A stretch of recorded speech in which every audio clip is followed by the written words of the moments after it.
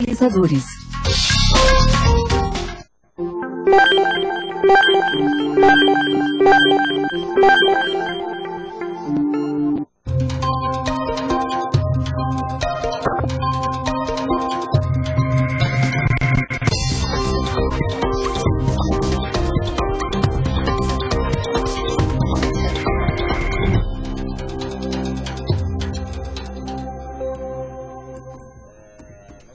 Bom dia, estamos de volta aqui ao vivo nos estúdios da AllTV com mais uma edição do programa UrbanView, um olhar sobre as cidades, programa que é uma produção da Urban Systems, que tem a apresentação minha, Gilberto Dante, e a participação do Caetano Garcia na produção e também aqui no chat, aguardando a participação ao vivo de vocês. É isso aí, pessoal, bom dia Gilberto. Bom, hoje a gente vai ter um programa um pouco diferente, o Gilberto já vai explicar o porquê desse programa diferente hoje. Mas a participação de vocês continua a mesma. Eu vou ficar de olho aqui no chat da AllTV. Vocês podem participar com comentários, perguntas. Para quem utiliza o Twitter, o nosso é @urban_systems. Eu também vou estar de olho por lá. Então, agora o Gilberto vai explicar para vocês o que vai acontecer no programa de hoje. Pois é, a gente resolveu fazer realmente um programa diferente hoje porque a gente notou que a gente tem, a cada convidado, a cada entrevistado especial que a gente traz aqui no UrbanView, a gente acaba alinhando alguns temas, né? E a gente percebe que algumas entrevistas, elas acabam tratando do mesmo tema. Então esse programa, a gente estava conversando lá na nossa reunião de pauta do UrbanView, lá na Urban Systems, e a gente resolveu trazer de volta aqui 4 grandes entrevistas que foram feitas no UrbanView nesse ano aqui de 2011, que elas têm em comum o mesmo tema, que é o tema do desenvolvimento urbano. Então a gente reuniu aqui 4 entrevistas diferentes, que foram entrevistas do Tomás Assunção, que é o presidente da Urban Systems, que ele falou sobre o tema Brasil 2011, as transformações que vem por aí, foi logo no início do ano. Depois a gente teve a Adriana Levinsky, que é uma arquiteta e urbanista da Levinsky Arquitetos, que ela falou sobre estratégias urbanas, como viabilizar empreendimentos sustentáveis. Depois a gente teve aqui também, a gente recebeu no UrbanView, a Vera Monteiro, da Sundfeld Advogados, você vê que a gente tem arquiteta, advogada, e ela falou sobre parceria público-privadas, a saída para lidar com o desafio da infraestrutura brasileira. E depois, por fim, veio o Caio Portugal, que é o presidente da AELO e também vice-presidente de desenvolvimento urbano do Secov São Paulo, que falou sobre o tema mercado de loteamentos. É possível um desenvolvimento urbano planejado e sustentável.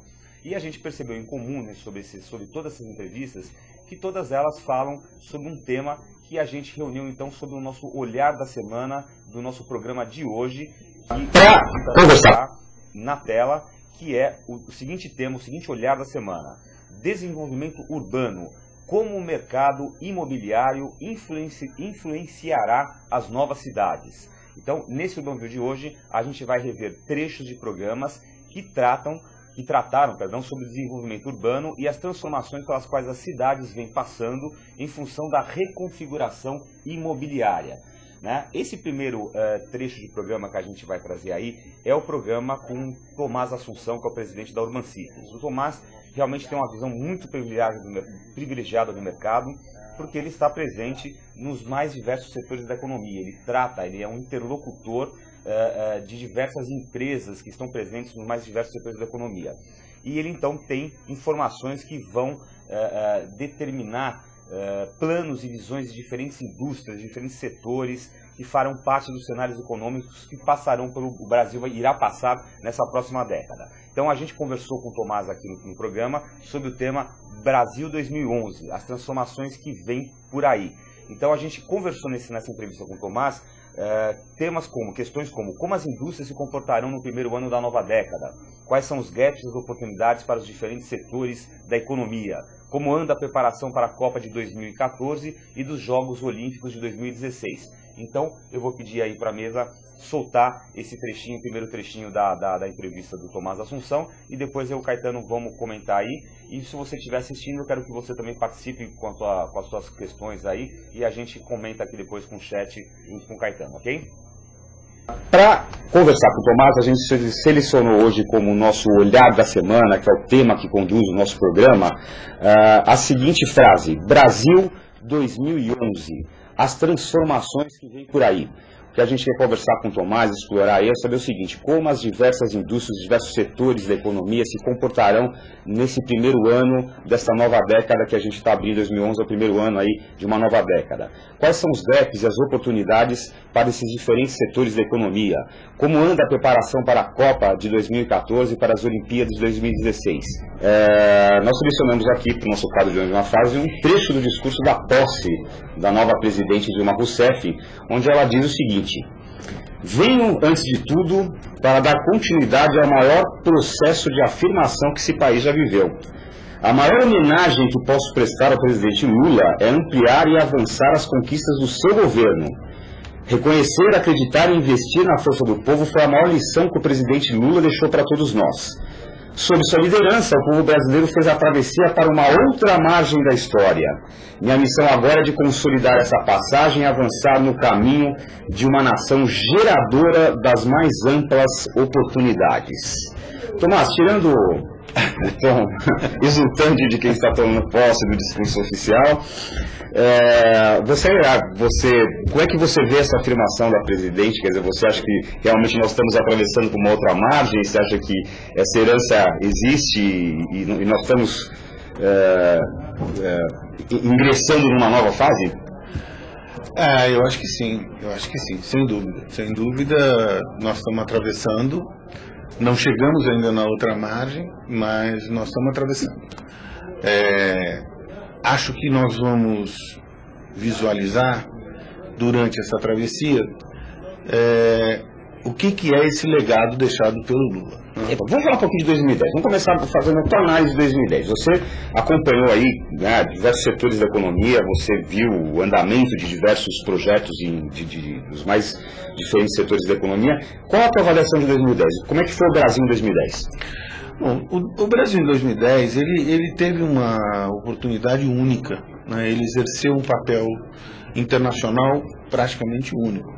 Desfrutou de um cenário macroeconômico mundial único, né? Simultaneamente os Estados Unidos com dificuldade, o Japão com dificuldade, a Europa com dificuldade, quer dizer, a zona do euro com problemas, e um afloramento de possibilidades de uma equação de equilíbrio a partir dos países emergentes. Destaque indubitável para a China, para a Índia e o Brasil vindo logo ali. E também o Brasil experimentou uma série de soluções caseiras, né, com o mercado interno, aproveitando o mercado interno, dando isenção de impostos para a questão de compra de automóveis e aí financiamentos da casa própria e do Minha Casa Minha Vida, uma série de medidas que geraram uma economia nova, né? Uma demanda voraz, latente no Brasil e que foi aproveitada. Que aí entra esse crescimento da classe C, da classe B, exatamente, essa entrada desses novos atores da economia. Foi uma surpresa agradável, o que chamou a atenção do resto do mundo também, para um mercado interno brasileiro que precisa e pode ser desenvolvido. Só que este fenômeno ele é temporário, né? Você tem um crescimento de 2010 e você tem uma voracidade de demanda de 2010, em que você, ao dar uma maior estrutura de financiamentos por parte dos bancos privados, seja para comprar casa, seja para comprar automóvel, geladeira, seja lá o que for, essa economia cresceu muito rapidamente porque tinha uma demanda represada muito grande. Então, essa demanda consumiu e agora, é por isso que eu digo, nós entramos em 2011 num ciclo novo, onde aquilo que estava represado, uma grande parte já consumiu. Agora tem que existir um novo enriquecimento da população, uma nova geração de renda, uma nova geração de uma economia que possibilite que esses consumidores continuem consumindo novas coisas. E a capacidade instalada da indústria brasileira também chegou próximo do esgotamento, o que pode criar uma pressão inflacionária se isso não for bem administrado, esse crescimento. Pois é, e aí você também tem que somar um ingrediente importante, que o Brasil está globalizado, é um país que está inserido na comunidade mundial. com todos os problemas de ser partícipe de uma comunidade mundial, as barreiras, as disputas de poder, o aumento do preço, o frete, a logística e assim por diante. E essa questão da valorização do real, né? Então, nós estamos com um problema de que nós não temos poupança, o Brasil não tem poupança interna. Temos uma atração de capital externo que ajuda nesse desenvolvimento pela ausência de poupança interna. Só que quando você atrai o capital, esse capital que chega aqui valoriza o real, desvaloriza o dólar, você não fica competitivo para exportar. Você não fica competitivo para exportar e o mercado interno não é o suficiente para gerar uma economia que o Brasil precisa para crescer 7, 8%, como é previsto. Então, a infraestrutura brasileira, que precisa desses investimentos todos para poder crescer numa taxa aí de 5, 6, mas crescer consistentemente, não seja um pico de crescimento, é o grande desafio. Crescer de forma sólida e organizada. Sólida, organizada e constante, contínua, né? Então, o desafio dessa passagem 2011-2012 é lidar com estas 2 ou 3 variáveis, que é a economia mundial, a valorização do real, a competitividade brasileira para exportar e a sustentação de um crescimento na faixa de 6%, não acredito que consiga crescer mais, para que essa economia interna também seja gerador de recursos internos para o mercado interno crescer, não é? O que acontece na minha leitura, na minha humilde leitura, eu não sou nenhum especialista em economia, mas é assim, cada ação hoje é uma ação sistêmica. A hora em que você mexe em um assunto, ele deflagra 4 outros, né? Então, aumentamos os automóveis, a cidade fica colapsada. Aí a cidade tem problemas, nós não temos mobilidade urbana.